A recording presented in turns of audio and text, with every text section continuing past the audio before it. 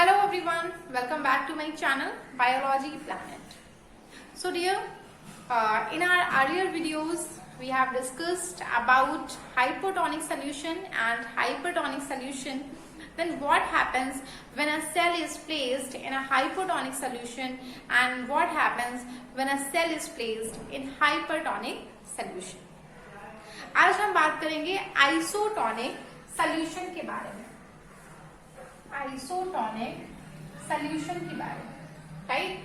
तो isotonic solution के बारे में समझने के लिए we have taken water in a jar and divided this jar in two compartments with the help of a semi-permeable membrane और नेम दे दिया है इसको compartment A and compartment B.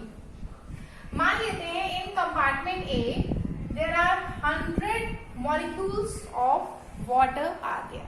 Means compartment A में 100 मॉलिक्यूल्स हैं water के and compartment B में भी 100 मॉलिक्यूल्स हैं वाटर के, right. And in compartment A we have added 20 molecules of solute, right? 20 solute molecules we have added in compartment A as well as in compartment B. Then what will be the free number of water in both the compartments? In both the compartments now free number of water molecule will be 80. अब आप देख सकते हैं दोनों compartments में free molecules कैसे हैं, 80, right? और they are similar. So this kind of solution is known as isotonic solution. Isotonic जिसमें जब दोनों तरीके के substances, दोनों तरीके के solutions का concentration same होता है, then this type of solution is known as isotonic solution. इस तरीके के solution में molecules का net मूवमेंट नहीं होता। नेट मूवमेंट मतलब अभी यहाँ पर क्या होगा, the water molecules means the solvent molecules will move.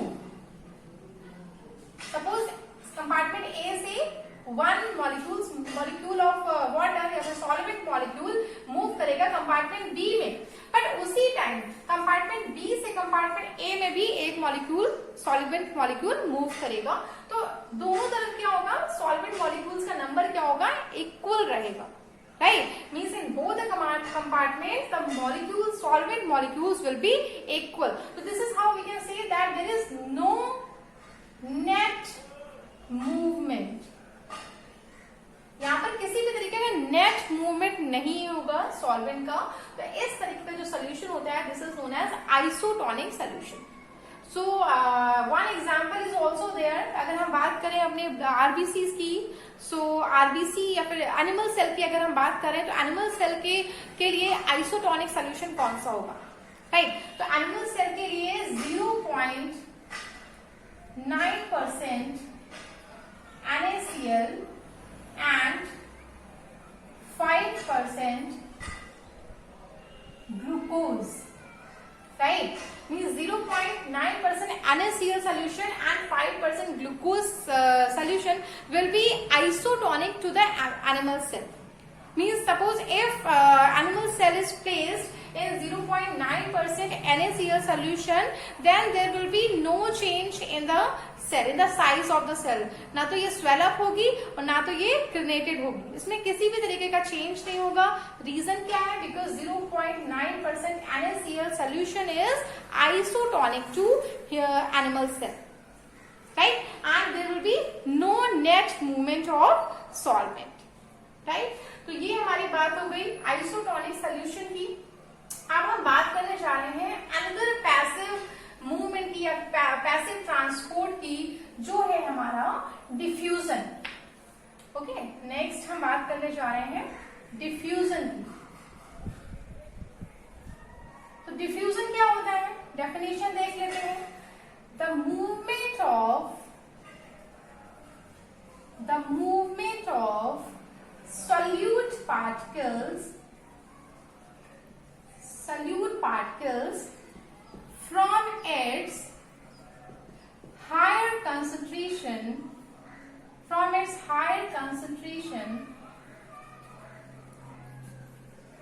to its lower concentration diffusion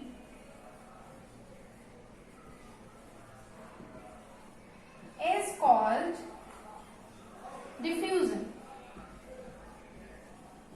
Right? Diffusion की डेफिनेशन में हमने क्या देखा, that the movement of solute particles, osmosis से अगर रिलेट करें तो ऑस्मोसिस में क्या हो रहा था, there was the movement of solvent, right, while in the diffusion the movement of solute particles from its higher concentration to its lower concentration is called diffusion, but there is no semi permeable membrane. यहाँ पर किसी भी तरीके की membrane नहीं है. Osmosis में क्या था, there was movement of solvent particles were taking place with the help of semi permeable membrane, but here in the diffusion the movement of solute particles is taking place from its high concentration to its low concentration is called diffusion. यहाँ पर किसी भी तरीके की semi permeable membrane use नहीं हो रही है, राइट. एंड अगर हम बात करें, diffusion can take place in all the stages, in all the states of matter. It can take place in solids, it can take place in liquids, as well as it can take place in gases, right. Solids का अगर हम example दो, that is smoke, right. Liquids का अगर example दें तो that is lemon juice, Honey. Gases का अगर हम एग्जांपल दें तो कार्बोनेटेड ड्रिंक्स, राइट. तो इसको जरा समझ लेते हैं कि how diffusion takes place in solids. तो सॉलिड्स में अगर हम स्मोक की बात करें तो इसका एग्जांपल स्मोक है. You can see that when any substance is burned, जब किसी चीज को हम जलाते हैं तो स्मोक का प्रोडक्शन होता है, and this smoke is in the form of solid, then it diffuses from one place to another place, right. ये स्मोक एक जगह से होती हुई दूसरी जगह पे आसानी से पहुंच जाता है बिना किसी सेमी परमेबल मेम्ब्रेन के, until it reaches equilibrium, right. ये पैसिव ट्रांसपोर्ट है, तो equilibrium will be reach here also. यहाँ पर भी इक्विलिब्रियम होगा. तो ये स्मोक जो होते हैं, these are the solid particles, they move from one place to another place until they reaches equilibrium. बिल्कुल वैसे ही लेमन जूस, लिक्विड्स में अगर बात करें, लेमन जूस या honey, you must have seen when you add lemon juice in the water, then what happens, you can see the movement of lemon juice. आप lemon juice के movement को देख सकते हैं. It moves from its higher concentration to its lower concentration into the water till it reaches equilibrium. जब तक कि पूरे ग्लास के वाटर में लेमन जूस इक्वली डिस्ट्रीब्यूट नहीं हो जाता है, तब तक ये मूव करता रहता है, राइट. एंड अगर हम गैसेस की बात करें तो इन carbonated drinks, the gas which is CO2, carbon dioxide, is dissolved in the carbonated drinks. ठीक है.